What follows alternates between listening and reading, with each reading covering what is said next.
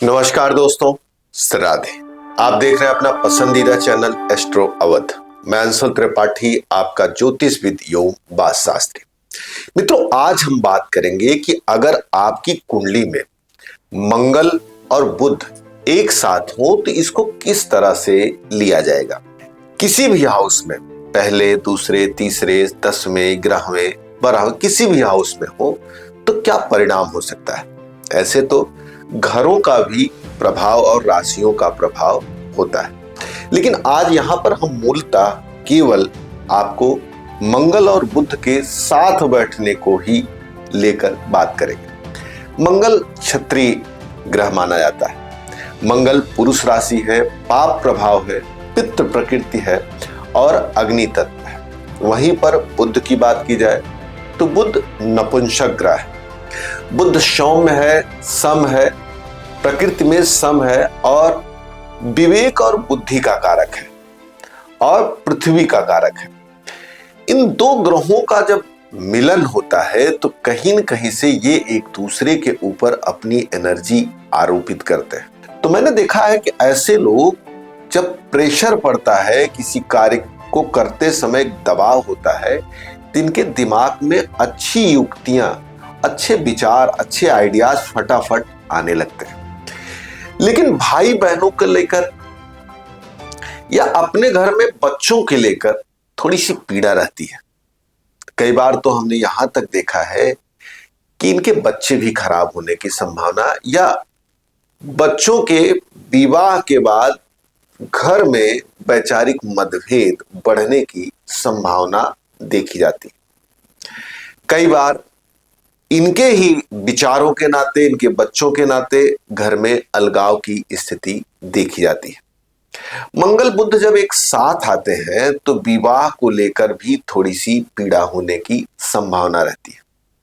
पति पत्नी के बीच में वैचारिक मतभेद या विवाह के समय थोड़ा सा कोई न कोई ऐसी घटना होती है जो विवाह के काल को थोड़ा सा प्रभावित करती है।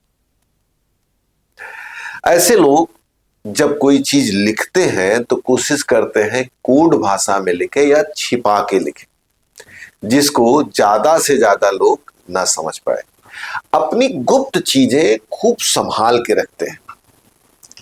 मंगल के अंदर जहां पर युद्ध लड़ने, तर्क करने, तुरंत जवाब देने की इच्छा होती है, वहीं पर बुध उस चीज को और मजबूती से आगे ले जाता है।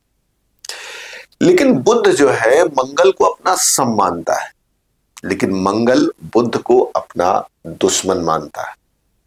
इस कारण से मैंने देखा है कि जब ये संयोग बनता है तो ऐसे लोगों के अंदर एक थोड़ा सा वैचारिक भय बना रहता है। सामने वाला कहीं मुझे अंडर एस्टिमेट न कर दे, मुझे गलत न समझ जाए। और कई बार ये लोग किसी को अच्छी राय देते हैं, सामने वाला इनकी राय को गलत मानता है और इनके प्रति अपना एक विरोध भाव अपने मन में दर्ज कर लेता है, जिस कारण से इनको आए दिन पीड़ा होती है। हमने देखा है कि 28वें वर्ष या 24 से 28 वर्ष के बीच में कोई न कोई ऐसी घटना होती है जो इनको पीड़ा देती है, या जैसे कहिए कि आरोप की स्थिति इनके ऊपर इस एज में बनती। और यही नहीं, सामाजिक रूप से कुछ ऐसे कृत्य भी इनके जीवन में होते हैं जिसकी चर्चा ये दूसरों से नहीं करना चाहते, जिसके बारे में दूसरों से ये बातचीत करने से बचते हैं। हमने देखा है जिस घर में ये योग बनता है उस घर की चीजों को भी ये थोड़ा सा स्लो कर देते हैं। अगर ये सप्तम में बने तो कई बार देखा गया है कि विवाह के कार्यों में बहुत बाधा आती, वैवाहिक जीवन में पीड़ा।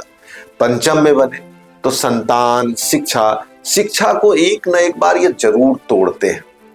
स्वास्थ्य कारण बन सकता है, परीक्षा में कम नंबर आना कारण हो सकता है, या किसी प्रतिस्पर्धा में किसी चीज में आप पीछे हो गए।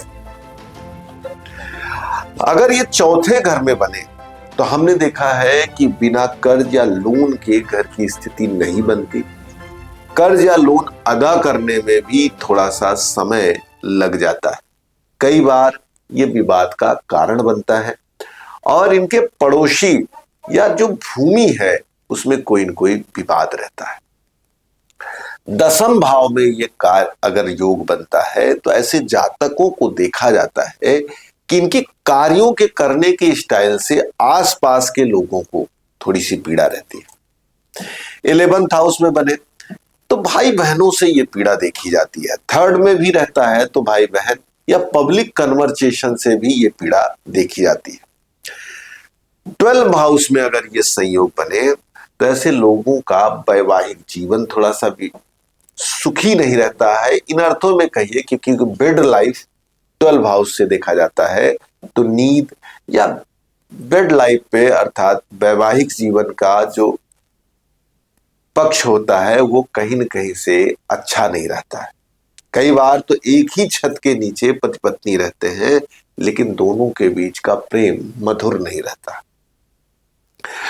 बुध और मंगल का जब ये संयोग बनता है तो कई बार जातक हड़बड़ी में कुछ ऐसी चीजें लिख जाते हैं या भूल जाते हैं जो बाद में रिश्तों में कहीं न कहीं से पीड़ा का कारण बनता है, आपस में समस्या का कारण बनता है। रोग की दृष्टि से यह संयोग देखा जाता है कि जातक को नसों से संबंधित थोड़ी सी दिक्कत होती है। हमने देखा है कि चेहरे की चमक तो बढ़ाता है लेकिन रक्त विकार भी पैदा करता है। कई बार जो शरीर में नसें होती हैं वो परेशान हो जाती हैं। इनको नमक भी कम खाना चाहिए क्योंकि कोलेस्ट्रॉल बढ़ने की संभावना, इनको थायराइड होने की संभावना, इनके जीवन में स्किन से संबंधित संभावना।